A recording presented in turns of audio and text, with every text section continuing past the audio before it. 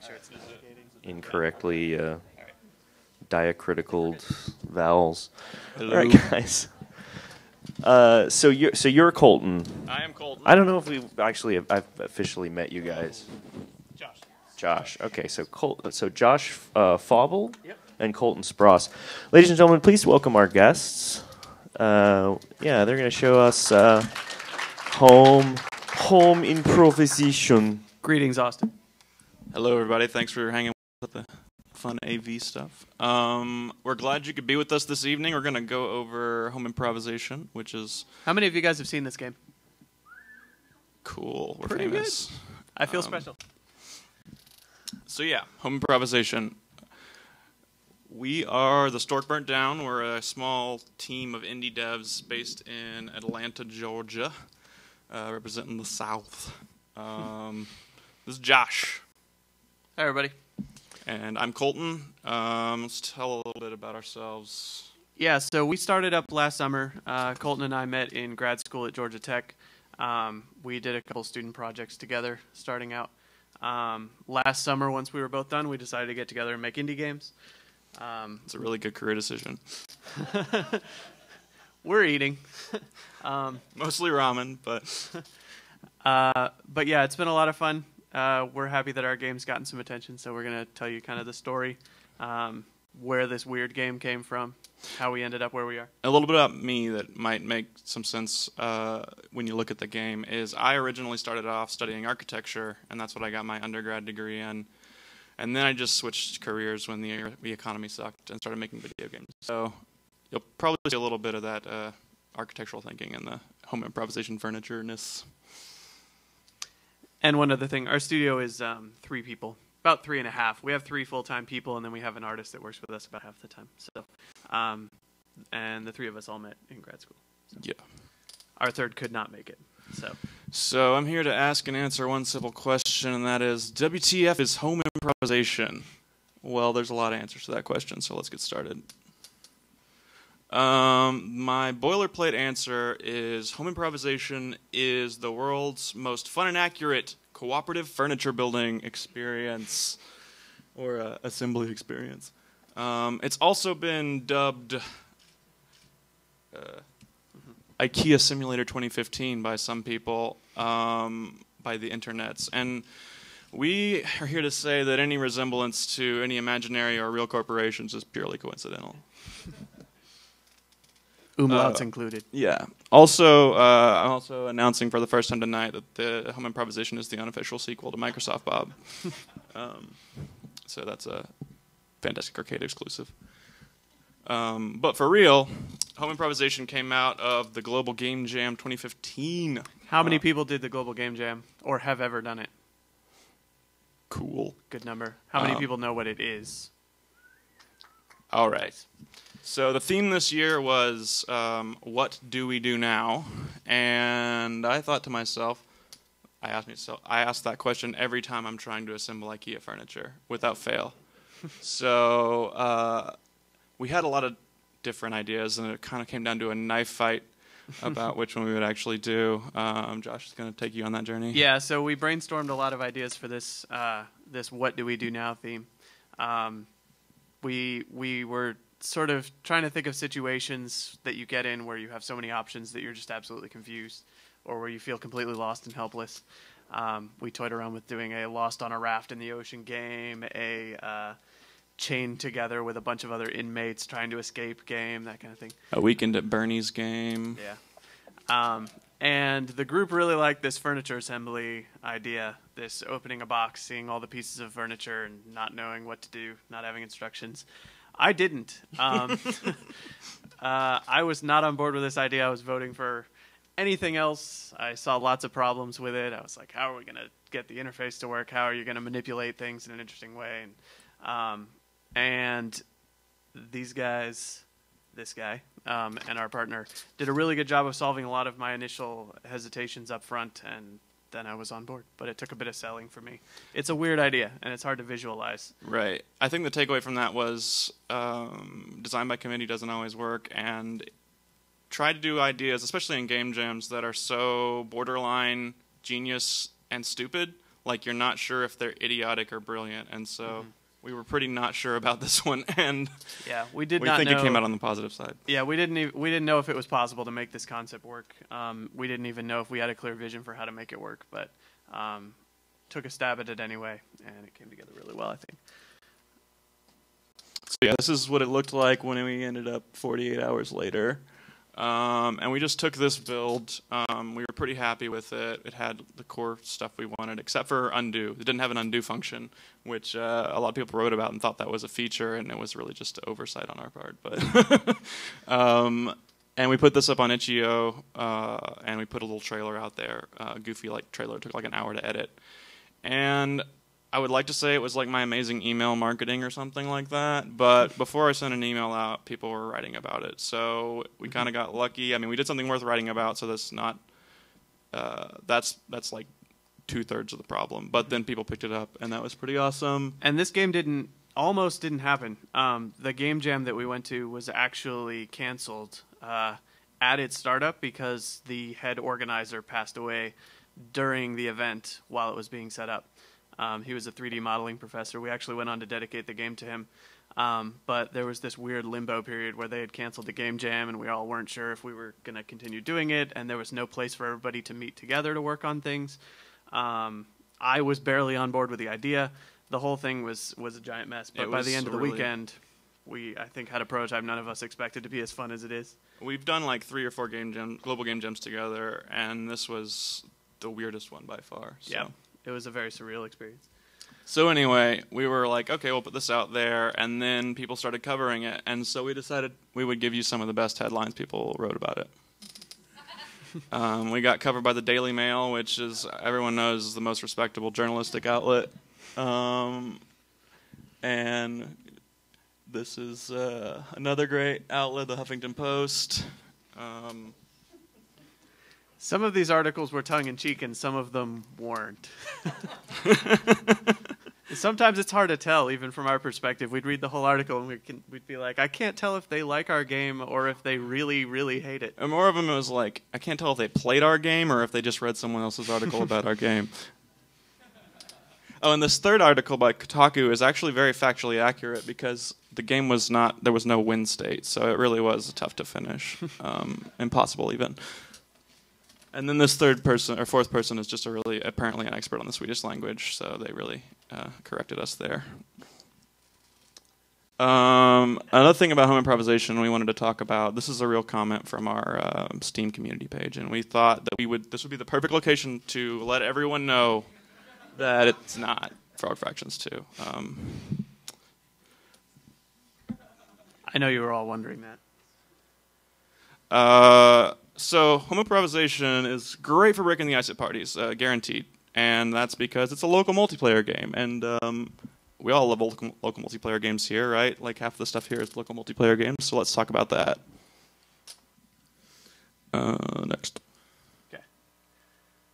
So we had a couple of constraints. We knew when we had the idea that we wanted it to be multiplayer, but we had some rules that we set for ourselves. It wanted to be its most fun with multiplayer, but we knew like that even the game jam version, we wanted it to have a playable single player version. That was kind of like a hard constraint that we set for ourselves, and we also knew that we wanted it to be like a drop in, drop out kind of thing. So why did we do that? Maybe like if we had only focused on the co-op or the multiplayer or something like that, then it would have been a more pure, more refined experience, but there's a reason we decided to put these constraints, and it comes from a graveyard game, a great previous failed game project that we all worked on. So, do you want me to advance? Yeah, let's talk about the Ballad of Black Oak Manor.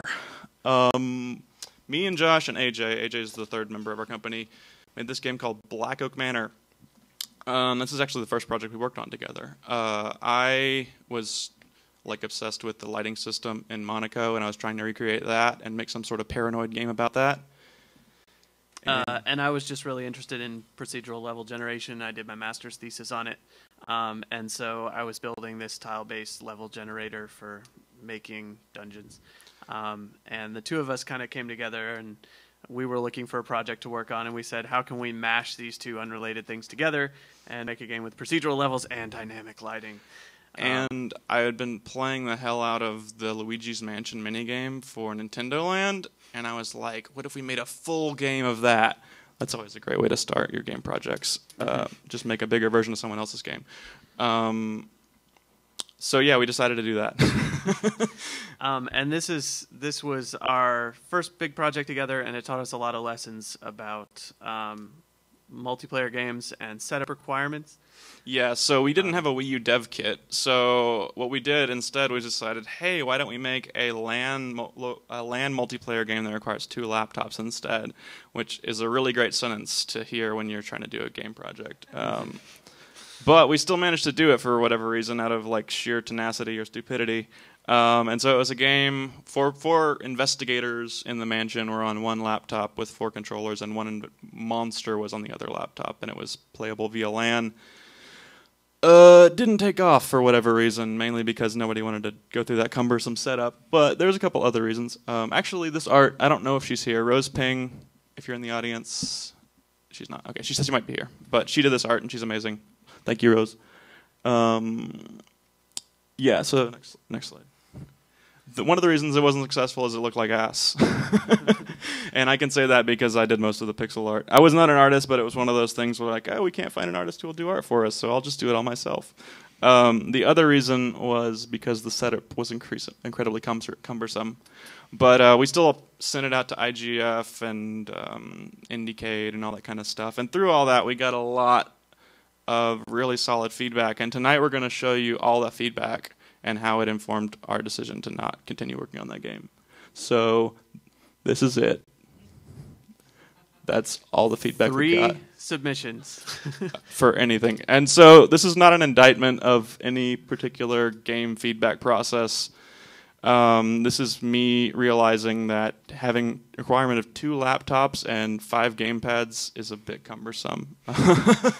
And so we decided to abandon that, and then future projects we were super weary about wanting to meet the player more than halfway, letting anybody pick the game up and play it. So that's where we came down to these regulations. And I love local multiplayer only games. I love them, and I play them especially at Fantastic Arcade. But we were like, that's not what this game is going to be. It's going to work as a single-player game and as a multiplayer game. Yep, and day 1 of the game jam, we set this out as a constraint. We said, okay, whatever we make, we like making multiplayer games. Our history is in multiplayer games. But whatever we make has to first and foremost stand on its own as a single-player experience. And so it has to work both ways. And that was a constraint. That informed our design a lot. We wanted it to be fun and interesting single player, but to be better multiplayer, if possible. Something that could leverage multiplayer, but still have a core loop that's fun. All right. So I think that's a good amount of talking about it. Now let's actually play the game. We're going to do a commentary. People say the game is hard, and it is, but it's not as hard as you think it is. I don't know. We're going to show you the tricks of the trade if you want to be a furniture master and not rage. Does anybody here think that they're an IKEA master? I see a hand in the back up there. Do you feel confident in joining us on stage for a live demonstration of this IKEA prowess? Step on up. Step on up. Can we have a round of applause for our volunteer? Brave. All right, this is going to be interesting because we can't see it on our screen. Is that Ben? That's Ben. Hey, I know Ben. Let's boot up the game.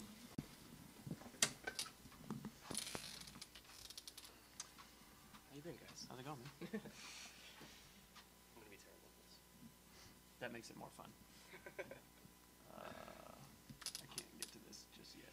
Actually, hold on. I'm going to leave it on extend. Technology. Desktop. This thing.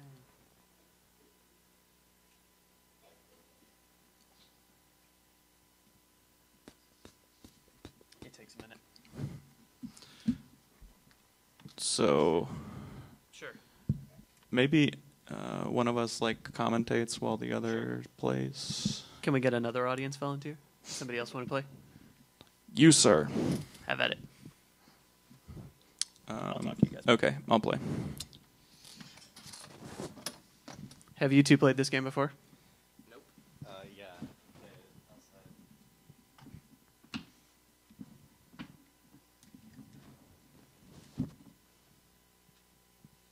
click play game.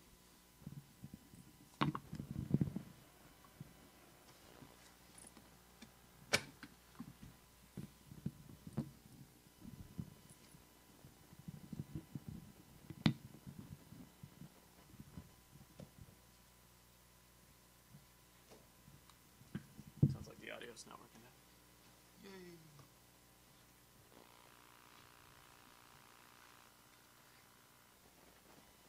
I think we're having a problem with the audio. Any expert on it here?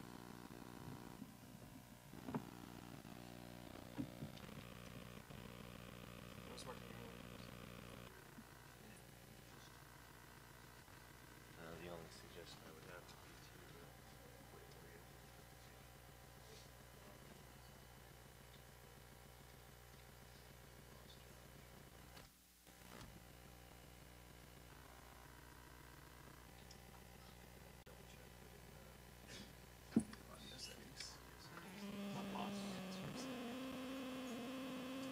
That sounds real nice. Sorry, guys, my stomach is bothering me.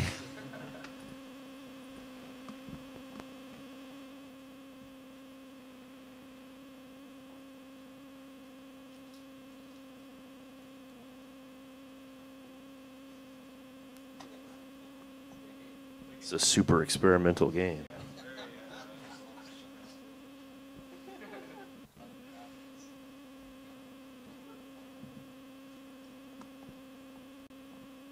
Worst case scenario, we can always like mic the computer, just use the standard audio output. But you have to make sure that it's not going to the HDMI. Everything is black screen right That's now. usually what happens.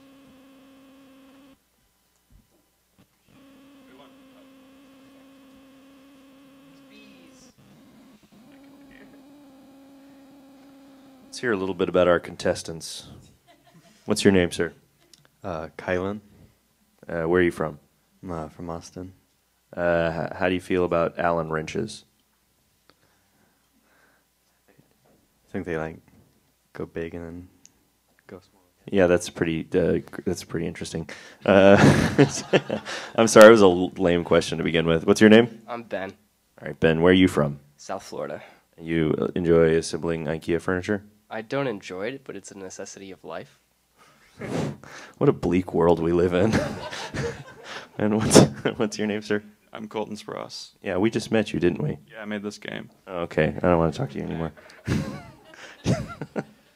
I have an unfair advantage. Okay, so you've played before.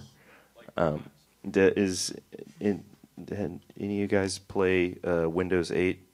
Because we're not very good at it at this festival.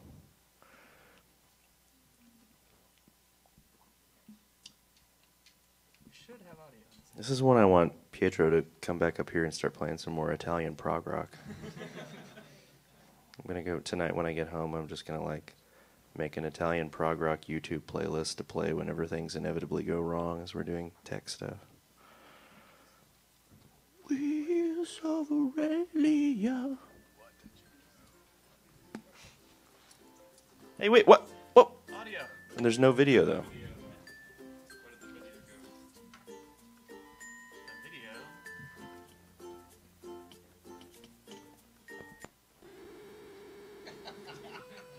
Lose audio when we go to video. Can only be one or the other. Which one's more important? We can get somebody to just sing. Oh, that's great.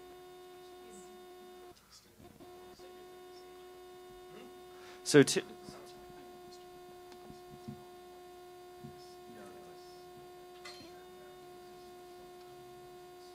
we go. It's trying to play the audio.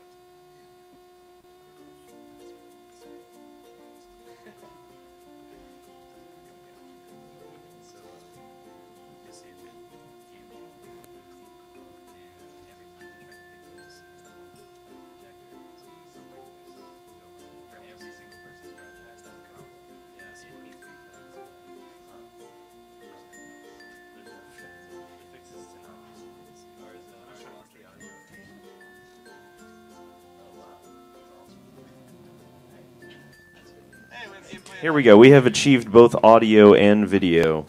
Unfortunately, the smell generator of this video game is not working, so you're all going to have to use your imaginations and buy fragrant food.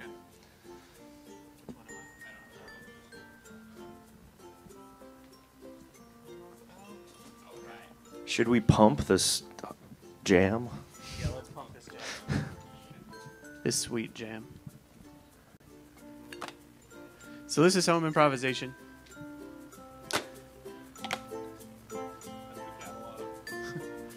Each player gets a cursor, and the task is to assemble a piece of furniture without any instructions. Cooperatively.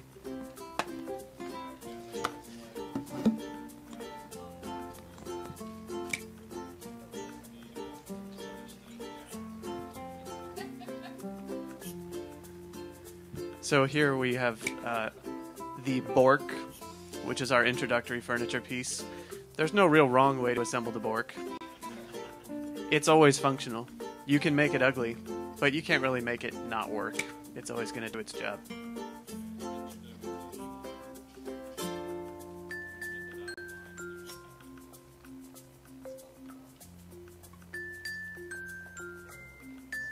It's called the Bork. So each furniture piece is represented on its box when it flies into the room. And that's the only time you get to see what it looks like.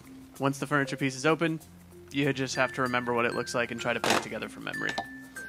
Here we have a couple going at once, which actually is a good thing because that gives you the opportunity to get creative. There's no wrong way to play Höme Improvisation.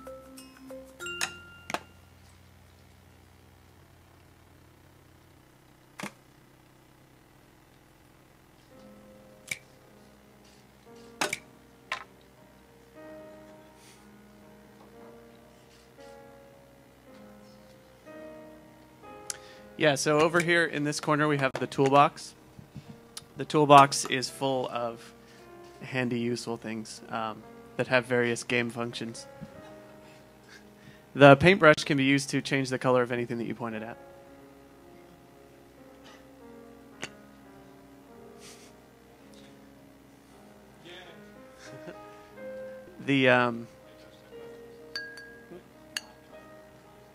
Yeah, so the original Game Jam version, you didn't have the ability to undo any furniture piece that you clicked together. Once you clicked them, they were very permanent. We got a lot of complaints about that. We decided to go with early access for this game because we decided it was the kind of thing that we couldn't accurately predict how people were going to use it or how people were going to play it. Every time we play tested it, or if they were, every time we play tested it, people would find new ways to break it, new ways to abuse it, new ways to come up with mini games within it. And so we decided we would just sort of embrace that and let people explore and see how they used it and let that drive the development of features. So early on, we were mostly adding features that were annoying people that they weren't there. Being able to undo things, being able to rotate things as you're connecting them. Adding tools that let you break things apart. One of the biggest complaints, we demoed this at PAX East, and I think over the course of that weekend, I probably heard about 150 or 200 people complain that you couldn't break the vase. I'll let you find out if that's been addressed.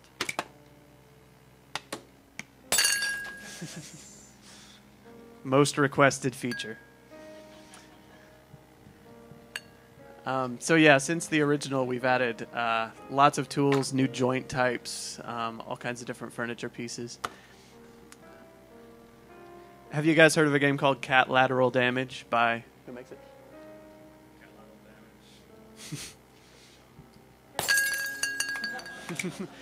So this cat is sort of an Easter egg tribute to their game. It subs as a mallet. It does the same thing that the hammer tool does, except it looks like a cat statue, and it cannot be flipped over. It always lands on its feet, or its butt.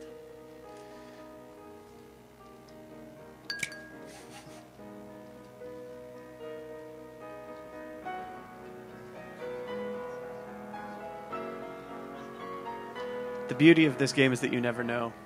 what you're going to end up with, especially when you're playing it multiplayer.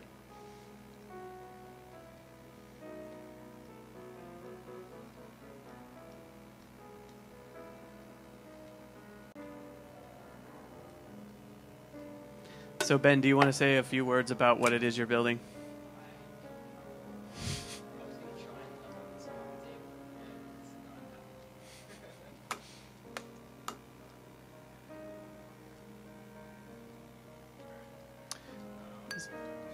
Okay. So we're in the process of developing a house full of rooms in which to build things. This is the basement. The basement is new. The basement has many basement-themed pieces of furniture.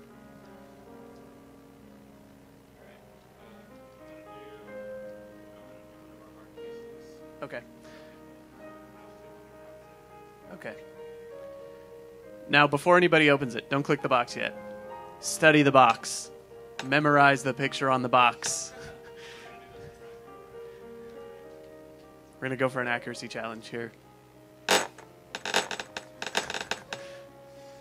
You still got it all in your head, right?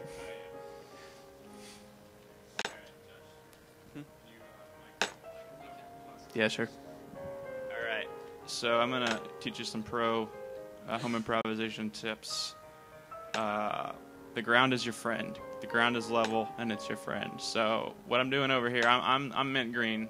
I'm Mr. Mint Green, and I'm gonna start doing it right. Okay. So I've got these guys flat on the ground plane, and that's we have multi-peg connections now, so it's gonna go in there, and because there's 2 points of reference, it's gonna be correct. So both those go on, no problem whatsoever. Another thing about, oh man, we just got jazzy.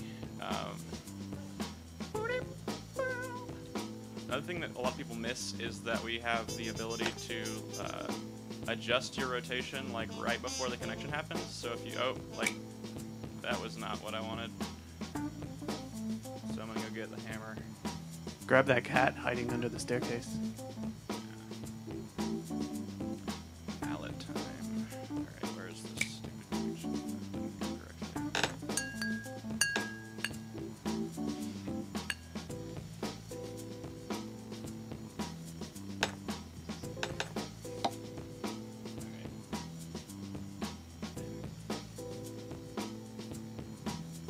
So we're planning our full release of this game in January, February next year. We're in the process of adding content and features. We're working on an attic for the Halloween update right now. That's full of creepy Halloweeny decorations. Is it also possible there's a special lamp in this game? And if so, how might one get that lamp? If you're extra cool, you know to go to the catalog of the basement, second tab, and there might be a couple things you recognize Oh, here. that's a cool You're lamp. A cool guy.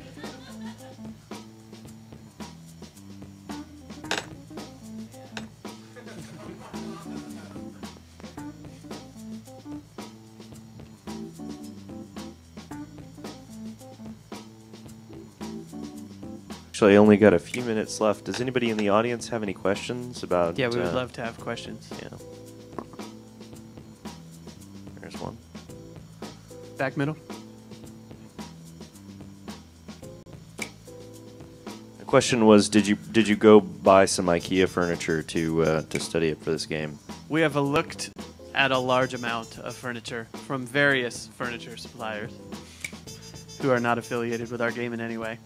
But we've made sure to make all of our designs unique and stand on their own. But we have done, we have stacks and stacks of catalogs looking for ideas for things that, because we have to kind of find an intersection of things that will play well and also be visually interesting. Cabinets suck to build. They're just not fun. So we skim over some of the more tedious. I know that I'm saying that as I'm building a shelf, but we skim over the stuff that we don't. Oh, look at that. Yeah, we try to make sure that every new furniture piece we add adds something that hasn't existed, even if it's just a piece that's a shape that you couldn't do before, some new angle, some new piece of gameplay. We're in the process of adding a globe to the game so that there can be a ball to play with, just to see sort of what people will do with that. But we try to make sure that every furniture piece is not just some full of rectilinear pieces that are indistinguishable from each other. There are actually different types of joints in the game as well. This one that the yellow player is holding is a swivel joint. Whatever you attach it to will rotate. It's used to make this dual. Any more questions? We got one more question in the back.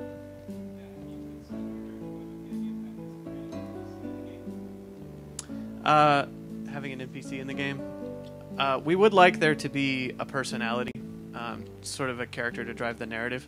To this point, the only real face the game has is sort of the ambiguous corporation that is sending you all of this weird furniture. And the Hammer Cat. The Hammer Cat as well. We have also been toying with doing like a mannequin or like a crash test dummy type character, just to give people something to test their furniture on. See if you can lay it in the bed that you build, sit it in the chair that you build, that kind of thing. That is something that is probably coming soon. 2 questions from the Twitch stream. One is, can or how does a player declare a piece as finished? The only criterion for a piece being finished is that you've used all the pieces in the room in some connection. We toyed with trying to find ways to enforce people to build things right, to do like accuracy challenges, and we originally viewed it as kind of a puzzle game, but it's frustrating. People don't like playing it that way, and it sort of stands strongest as a sandbox. So we have moved away from enforcing rigid requirements on how people play. The only requirement is that you make something, and it will continue to send you furniture pieces if you finish assembling the things that you have. And one way you can like declare it done yourself is we have Steam Workshop integration, and so a lot of people will put their most demented or wonderful things on there and share it with the world. Right, that was actually the other question. So you are going to support user-created furniture through Yes, Steam Workshop? it is currently enabled. You can screenshot your furniture, save it to Steam Workshop, send it to someone else, and it'll pop it right into their room. So, other questions? I'm gonna handle this one.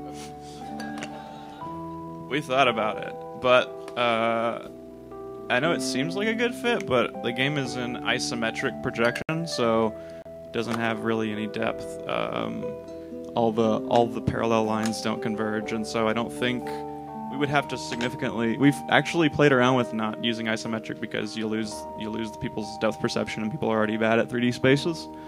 But the game doesn't look nearly as snappy and crisp when we put it in perspective, so we probably won't be going that route. Anything else?